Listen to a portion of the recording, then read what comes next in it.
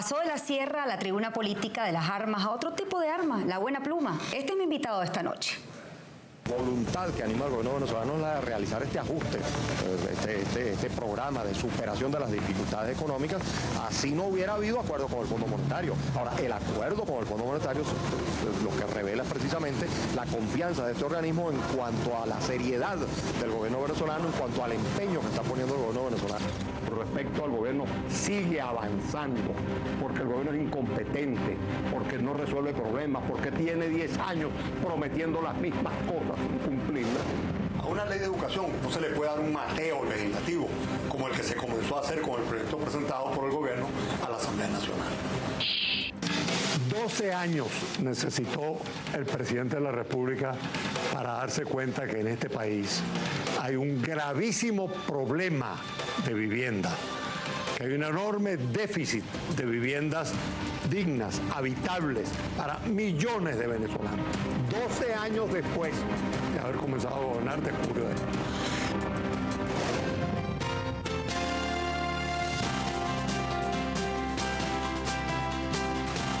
Un periodismo que educa, que informa, que construye.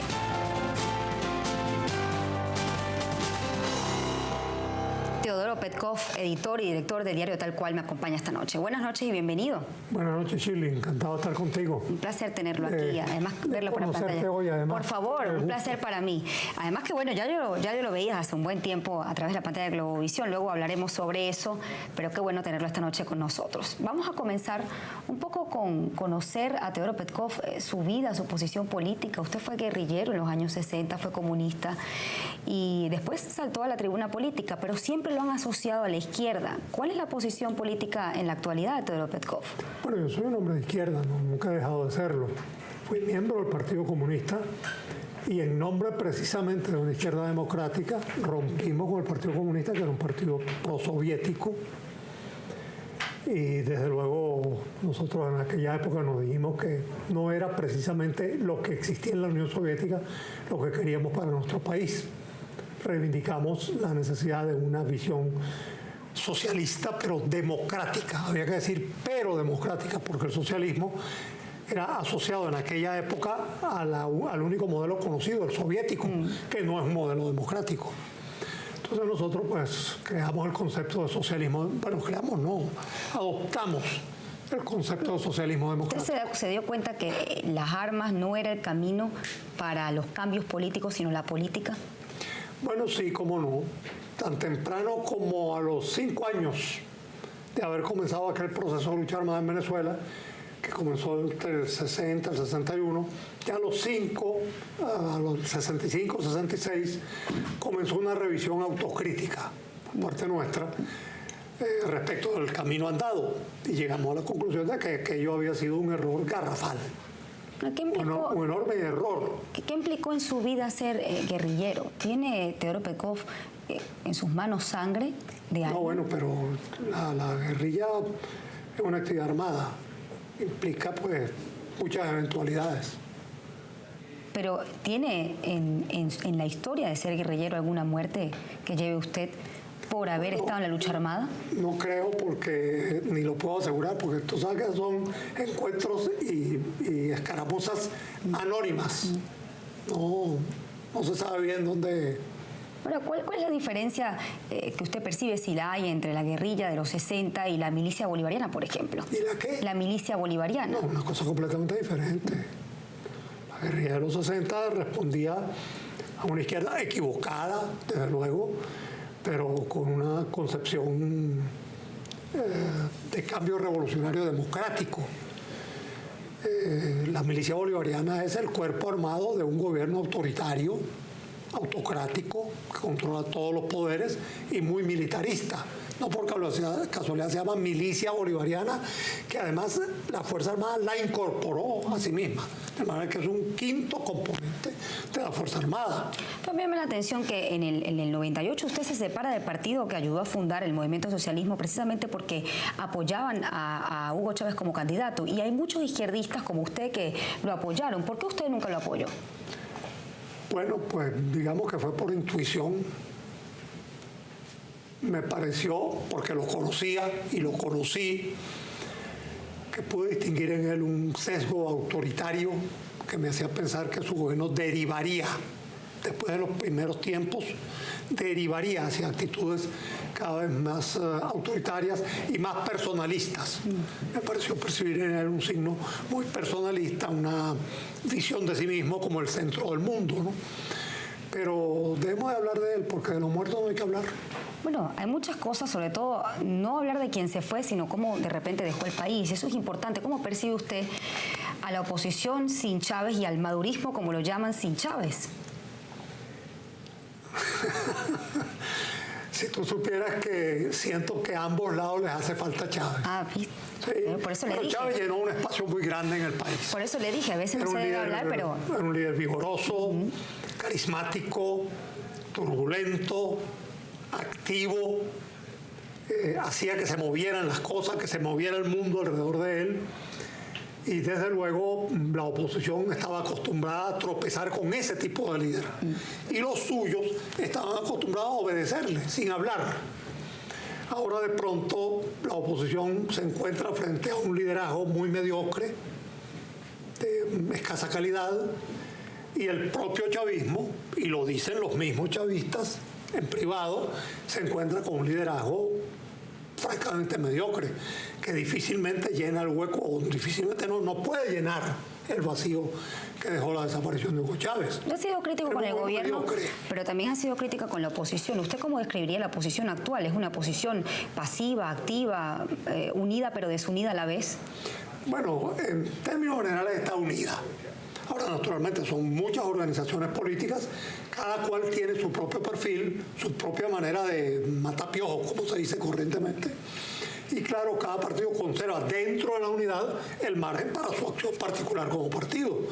Pero frente a los elementos, a los problemas esenciales, particularmente el de la necesidad de confrontar al gobierno, hasta ahora la oposición no muestra fisuras, está perfectamente unida. No hemos hablado de algo importante porque nos saltamos, ¿no? Ya saltamos a la política, pero usted, después de ser guerrillero, comunista, saltar a la tribuna política, también estudió economía, es economista. Y siempre me he preguntado si esa ideología, usted le ha dado una orientación ideológica a la economía cuando fue ministro y estuvo a cargo de Cordiplan, que fue director allí. ¿Tenía alguna intención, digamos, la economía de izquierda o de derecha? Bueno, la verdad es que a nosotros nos tocó participar de Cordiplan en una época en que se vivía una profunda crisis económica. De tal manera que yo en realidad me pasé los años de Cordiplan apagando candelas.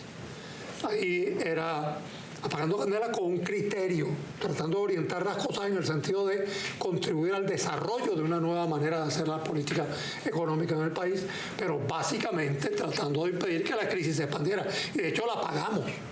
Chávez pudo heredar un país económicamente más estable y lo heredó de tal manera que prolongó durante 7 meses a la ministra de Hacienda de Caldera, la doctora Maritza Seguirre, como su propia ministra de Hacienda. Fue 7 meses después que él cambió a Maritza y lo hizo precisamente para tratar de mantener la continuidad de la política que heredaba. A mí lo que me tan acertada la consideraba, ¿no? La atención de esa política que usted aplicó, creo que se llamaba en el marco de lo que era la Agenda Venezuela. Así es. Si recordamos, en 1994 fue la crisis bancaria, usted creo que estuvo en el 96 en el Cordiplan, usted aplicó estas medidas que fueron muy duras e impopulares y me preguntaba cómo hizo el gobierno de Caldera para mantener la estabilidad política y económica en ese momento cuando las medidas eran tan duras y la inflación incluso creo que llegó hasta el 100%. Eso me lo va a responder al regreso. Hacemos una pausa y ya volvemos. Me he invitado esta noche. Pueden participar en el programa a través de mi cuenta en Twitter, @ShirleyBarnaghi, y Facebook, @Barnaghi, ambas en pantalla. Le dejo una pregunta en el aire. Y fue precisamente cuando usted fue ministro, estuvo a cargo de Cordiplan, tuvo que tomar medidas que eran impopulares, que eran duras para el bolsillo de los venezolanos, pero lograron mantener la estabilidad política y social. ¿Cómo lo lograron? Precisamente porque la clave de aplicar medidas duras pero necesarias es explicarlas. En esa oportunidad, precisamente, a diferencia de lo que hizo Pérez cuando intentó implementar un programa de ajustes, que creyó que con su solo liderazgo bastaba y que con anunciar las medidas la gente las iba a aceptar, y se equivocó gravemente, como todos recordamos. En cambio, nosotros nos dedicamos, yo personalmente y Luis Raúl Matos, nos dedicamos a viajar por el país previamente, explicando en sindicatos, asociaciones de comerciantes, de industriales, etcétera, lo que nos proponíamos hacer, cuáles iban a ser las consecuencias, alertando que iba a haber inicialmente consecuencias muy negativas como una subida de la inflación que habría de llegar por lo menos a 100% y llegó a 104%. Sí, correcto. Y que después comenzaría el lento descenso, lento cada vez más rápido descenso que efectivamente heredó Hugo Chávez. ¿Se parece este momento económico al de aquella oportunidad? ¿Qué medidas usted tomaría si fuese ministro de Finanzas? Bueno, este es un momento distinto, entonces hay que, desde luego, en aquella época no eran épocas de petróleo a $100, no eran épocas de petróleo de ingresos de más de $100,000, eran épocas más bien sumamente estrechas, había que aplicar políticas muy austeras, había que ser sumamente preciso en la aplicación del gasto e ir exactamente a los problemas, focalizándolos muy bien. ¿Y en esta ahora tiene un ingreso que permite el despilfarro, el derroche, el dispendio de los recursos públicos sin que se vea nada concreto. Se ha gastado muchísimo dinero, pero si te preguntas en qué se traduce eso, pues en muy poco como obra física. En los programas sociales sí han invertido bastante, ha disminuido eso un poco, pero los programas sociales son programas de asistencia pública. Y como dicen muchos beneficiarios de programas sociales, yo recibo esto porque lo necesito, pero yo lo que necesito es trabajo. Yo necesito un gobierno que sea capaz de crear fuentes de trabajo, porque yo no puedo vivir toda mi vida pidiendo o esperando una dádiva del gobierno. Y ese es efectivamente el fondo del problema. Los programas sociales son programas, digamos, temporales. Ahora, si se prolongan en el tiempo, indefinidamente, porque los gobiernos no logran crear políticas o desarrollar políticas que creen empleo, que es lo que la gente necesita, entonces tú vas a transformar el país en un país de mendigos, en un país de pordioseros, de gente que está con la mano estirada esperando que el gobierno le dé la dádiva necesaria. Ahora, se va perdiendo el espíritu de trabajo. La realidad económica actual, hay desabastecimiento, hay falla, abastecimiento puntuales en algunos productos, escasez en otros, dicho por el BCB además. Por otra parte, tenemos un dólar paralelo o no oficial con una brecha abismal entre uno y otro que pareciera ser el marcador de la economía, y tenemos una inflación quizás la más alta de la región. Usted es economista, ¿cómo solucionaría este problema? Bueno, si es que precisamente, ¿por qué tenemos una inflación tan elevada? Una, hay un gasto público desorbitado. El gobierno que está manejado por gente muy inepta, empezando por el propio Giordani, a quien con toda razón Chávez nunca le permitía que metiera la mano en la economía, porque Giordani es un destructor de políticas económicas. Entonces, ahora no, ahora él parece que tiene vara alta y tenemos una situación económica difícil. Hay una caída de la actividad productiva en picada. El año pasado la economía creció 5 y pico %. En el primer semestre de este año cayó a 0,7%, menos de 1% de crecimiento. Hay que ver lo que eso significa para la economía productiva, para el aparato industrial. Eso significa un cierre de empresas, una reducción de personal y un incremento del desempleo, que es lo que estamos viviendo en este momento. Hay una situación... Y lo peor de todo es que la gente no puede entender cómo con un ingreso tan grande no puede hacerse la inversión necesaria para estimular el aparato productivo. Ahora, ¿en qué gastan el dinero? Buena parte se va en las ayudas al exterior. Otra parte se va colocada en fondos que están por ahí dispersos fuera del país y en el Fonden mismo, que los tienen como...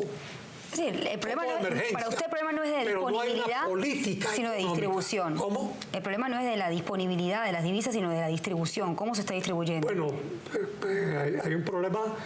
Cuando habla de distribución, habla de en qué invertir. ¿Dónde vas a invertir en Venezuela? ¿Vas a invertir en dónde? En el aparato productivo. Tengo que hacer una pausa, pero sí quiero regresar a la política. Usted mencionó algo que me llamó la atención. Usted dijo que la oposición está unida, pero que tiene un líder mediocre. Yo dije eso, no. Perdóname, yo dije que el líder del gobierno es un líder mediocre. Nicolás Maduro. Y el líder de la oposición, ¿cómo lo describe? La oposición tiene un liderazgo, sí, un liderazgo, tiene un liderazgo o un líder político. No, bueno, la oposición logró crear, con su esfuerzo electoral último, un líder político del cual carecía. Un muchacho joven que está, por supuesto, madurando rápidamente, por cierto, en el ejercicio de ese liderazgo político. Creo que tiene muchas condiciones para hacer esto y creo que van a aparecer otros liderazgos políticos prominentes de carácter nacional en el seno de la oposición. Ahora, ¿la oposición tiene liderazgo sin el líder político? Le pregunto en víspera, ¿la oposición tiene posibilidad de ganar las elecciones regionales sin tener un líder político? ¿Tiene un liderazgo sólido, por ejemplo, la Mesa de la Unidad? No, un momentico. Estas elecciones regionales son no regionales, son locales, son en municipios. Allí ganan los líderes locales, allí ganan las fuerzas políticas locales. De tal manera que el que haya o no un líder nacional, que bueno que lo haya y que acompañe la campaña electoral, y bueno, eso lo va a hacer Capriles, lo está haciendo de hecho y creo que lo puede hacer muy bien, pero el esfuerzo principal es local. Corresponde a los líderes locales llevar adelante el esfuerzo que les permita conquistar las alcaldías. Tengo que hacer una pausa, Teodoro. Hay gente que quiere conocer la parte humana. Algunos lo describen como una persona fascinante, pero otros dicen que usted tiene un carácter un poco amargo. ¿Cómo se percibe usted? Eso me lo va a responder al regreso. Hacemos una pausa y ya volvemos. Ana Catalina, dígale a su invitado que lo recordamos por haberle arrebatado las prestaciones sociales a los trabajadores. Graciela Pante dice, la oposición se encuentra ahora ante un líder mediocre y está unida aparentemente, dice Teodoro. Bueno, ella quizás interpretó lo que yo había interpretado, ya usted lo aclaró, no hablaba del líder mediocre de Enrique Capriles, sino de Nicolás Maduro. Bueno, porque está claro ahí. Correcto. Julio Magdaleno, una pregunta para tu invitado Teodoro Petkov, si él duda de la nacionalidad del presidente Maduro. Roldán nos dice, él le quitó las prestaciones a los trabajadores, privatizó CanTV, Sidori acabó con Viasa y otras atrocidades más. Héctor Ribán, ¿qué entiende usted por democracia comunal? ¿Habrá elecciones el 8 de diciembre? Bueno, parte de los comentarios. Fíjese, aquí es importante una de las preguntas que le hacen, sobre todo con si duda o no de la nacionalidad del presidente Maduro. Luego vamos a dejar la parte humana que quedó en el corte anterior. ¿Duda usted de la nacionalidad del presidente Maduro? Le pregunta uno de los tuiteros. Mire, francamente a mí me parece completamente intrascendente. Maduro ha hecho toda su vida política y toda su vida personal aquí en este país. No sé si nació en Cúcuta o no nació en Cúcuta, pero Maduro para todos los efectos prácticos para mí es venezolano. Pero en la Constitución dice que el presidente de Venezuela debe ser venezolano y no debe tener doble nacionalidad. Por eso para algunos no es un dato relevante. No sé, entiendo, pero obviamente si él ha mostrado una partida de nacimiento de aquí de Venezuela, pues no tenemos por qué dudar de su palabra. Con relación a... Tú sabes que los que nacen entre Cúcuta y San Antonio, unos nacen en Cúcuta, otros nacen en San Antonio, eso... Aquí es trasvase permanente. Aquí le preguntan, ¿habrá elecciones el 8 de diciembre? ¿Por qué duda en la calle si se van a celebrar o no las elecciones el 8 de diciembre? Bueno, hay gente escéptica. Yo creo que la va a haber. La habilitante, mañana acude el presidente Nicolás Maduro a la Asamblea Nacional para solicitarla. ¿Cuál cree usted que es la verdadera intención de solicitar una ley habilitante? Bueno, todo el que solicita leyes habilitantes porque quiere gobernar sin el estorbo del Parlamento, sin tener que enviar proyectos al Parlamento y decidir por su propia voluntad.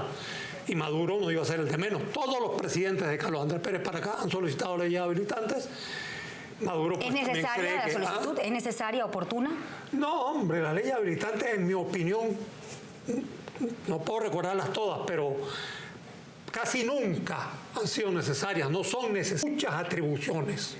La ley habilitante es más bien como un símbolo de estatus, una especie de ritual para reforzar atribuciones que no necesitan ser reforzadas. El presidente de la República tiene en Venezuela mucho poder. Este es un país excesivamente presidencialista, en mi opinión. Más bien había que reforzar el poder del Parlamento. Y sin embargo, cada vez que el Parlamento delega sus funciones en el presidente, mediante leyes habilitantes, se debilita aún más.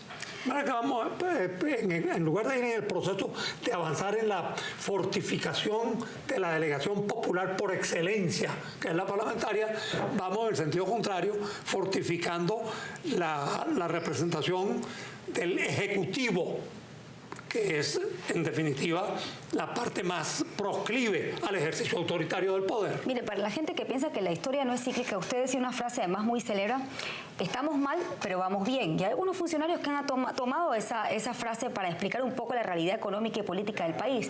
¿Con cuál frase usted describiría a Venezuela? ¿Cómo vamos? Bueno, yo no creo que vamos bien.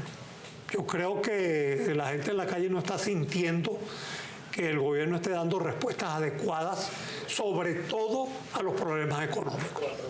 Hay quejas porque la inflación bordea, vamos a cerrar con más del mundo. La inflación de 40%, tiempos que el país ya se había acostumbrado a que la inflación de ese día es un asunto sumamente grave, un costo de vida que se eleva muchísimo. Los precios suben mucho y los salarios, por supuesto, van corriendo con la lengua afuera detrás de los precios, pero no los alcanzan nunca. Yo lo tengo que despedir, pero no puedo dejar la parte humana y ya me están haciendo señas. ¿Usted cómo se percibe? Hay gente que... todo el mundo coincide que usted es una persona muy brillante e inteligente, pero hay algunas diferencias con relación a cómo es su carácter. ¿Cómo se describe usted? Bueno, yo no creo que yo sea la persona más adecuada para describirme a mí mismo. ¿Pero cómo se percibe usted? Pues puedo cometer errores, por un lado, exagerando mis virtudes, o por el otro, exagerando mis defectos. Entonces, dejemos que la gente piense lo que quiera. ¿Qué le hace sonreír a usted? Bueno, en este momento tú misma. Muchísimas gracias por habernos acompañado esta noche. Gracias a ustedes por habernos acompañado. Me sacó sin duda una sonrisa.